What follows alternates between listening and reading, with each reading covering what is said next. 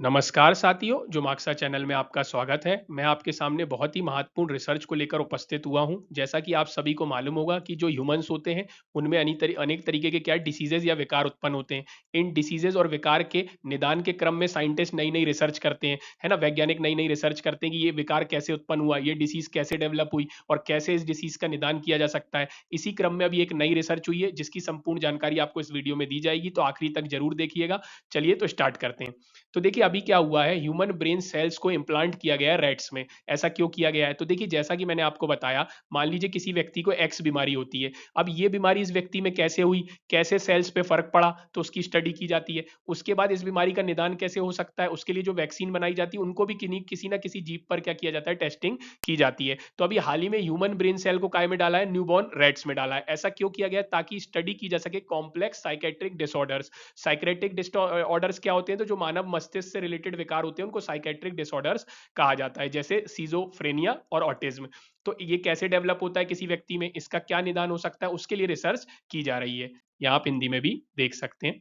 अब अपन बात करते हैं इसको रैट पे ही क्यों किया जा रहा है, आर्टिफिशियल तरीके से क्यों नहीं किया जा सकता है। तो देखिए क्या होता है, जो पेट्री डिशेज होते हैं, एक तरीके से आप समझिए बर्तन होते हैं। तो आपको पता होगा मानव का जो शरीर है बहुत सारी कोशिकाओं से मिलकर बनता है। ये कोशिका मिलकर टिश्यू बनाती है, टिश्यू मिलकर ऑर्गन बनाते हैं, ऑर्गन मिलकर बहुत सारे सिस्टम बनते हैं और सिस्टम के माध्यम से कहीं ना कहीं बहुत सारे सिस्टम बनके एक मानव को कंप्लीट बनाता है। तो क्या होता है, अपन यदि इस पेट्री डिशेज में, है ना, सेल्स के माध्यम से, स्टेम सेल के माध्यम से ह्यूमन ब्रेन के टिश्यू बनाए और बहुत सारे ह्यूमन ब्रेन के मान लीजिए कहीं ना कहीं पार्ट बनाने के बाद उनको जब मर्ज करें, तो उसमें ये दिक्कत आती है कि जब जो human brain, actual human brain होता है, उसमें जिस तरीके से न्यूरॉन ग्रो करते हैं उस तरीके से क्या है, कहीं ना कहीं इस पेट्री डिश में ग्रो नहीं करते हैं। तो ये कहीं ना कहीं रिसर्च में बाधा उत्पन्न करता है, इन साइंटिस्ट जी का यहाँ पे ये कहना है।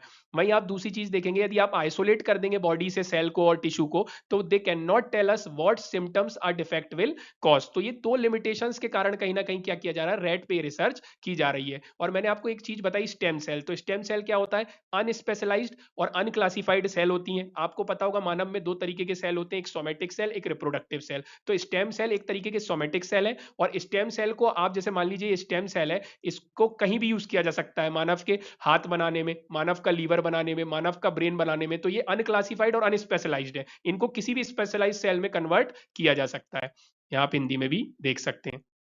अब देखिए, तो जैसा मैंने आपको बताया, उन लिमिटेशन को पूरा करने के लिए कहीं ना कहीं इंप्लांट किया जा रहा है group of human brain cells को। तो group of human brain cells को क्या कहते हैं? ऑर्गेनॉइड्स कहते हैं। और इनको किस में डाला जा रहा है? यंग रैट में डाला जा रहा है। और यंग ही में क्यों डाला जा रहा है, एडल्ट में क्यों नहीं डाला जा रहा? क्योंकि देखिए एडल्ट रैट में कहीं ना कहीं क्या दिक्कत आती है, जो रैट्स का दिमाग है वो एक समय के बाद विकसित होना बंद हो जाता है। इसलिए यंग रैट में डाला जा रहा है, ताकि क्या हो सके, organoids can grow relatively large, वो वस्कुलराइज्ड हो सके। वस्कुलराइज्ड का मतलब क्या होता है? रिसीव कर सके न्यूट्रिएंट्स। और क्या कर, और ये डेवलप होने के बाद cover about a third of reds hemisphere, ताकि आपके रिसर्च में क्या होगा, इजी जाएगा। यहाँ आप हिंदी में भी देख सकते हैं। अब देखिए जैसा मैंने आपको बताया, आपको मानव का मस्तिष्क है, न्यूरॉन के माध्यम से कार्य करता है। तो क्या होता है कि जैसे रैट में क्या किया, इंप्लांट किया, इंप्लांट करने के बाद क्या किया जाता है, एक टेस्ट किया जाता है, ब्लू लाइट टेस्ट टाइप से। उसमें क्या किया जाता है, इनमें एयर को दिया जाता है और उसके माध्यम से क्या किया जाता है, ह्यूमन के ब्रेन में न्यूरॉन्स को, इलेक्ट्रिकल एक्टिविटीज को चालू किया जाता है। उसके बाद उसको क्या किया जा सकता है, इनके जो स्किन है, इनके, है ना, स्कल के माध्यम से इनके साथ क्या कह रहा है, इंटैक्ट में लाया जाता है। तो एक टेस्ट किया जाता है सिंपल। और क्या हुआ, इसके अच्छे रिजल्ट सामने आए हैं। जैसे जो टिमोथी सिंड्रोम से ग्रसित पीपल होते हैं, उनमें क्या होते हैं, जो ऑर्गेनॉइड्स होते हैं वो स्लोली ग्रो करते हैं और वो डिस्प्ले करते हैं लेस इलेक्ट्रिकल एक्टिविटी देन दूस फ्रॉम हेल्दी पीपल। तो देखिए कहीं ना कहीं पता चल गया एक हेल्दी पीपल में और एक टिमोथी सिंड्रोम के व्यक्ति के बीच में क्या डिफरेंसेस होते हैं। अब इन रिसर्च के माध्यम से ऐसे ही नई नई बीमारी की रिसर्च की जाएगी और उनका निदान करने की कोशिश की जाएगी। लेकिन इसमें बहुत सारे चैलेंजेस रहते हैं, एथिकल चैलेंजेस रहते हैं कि इस जीव में ये चीज की जानी चाहिए कि नहीं की जानी चाहिए।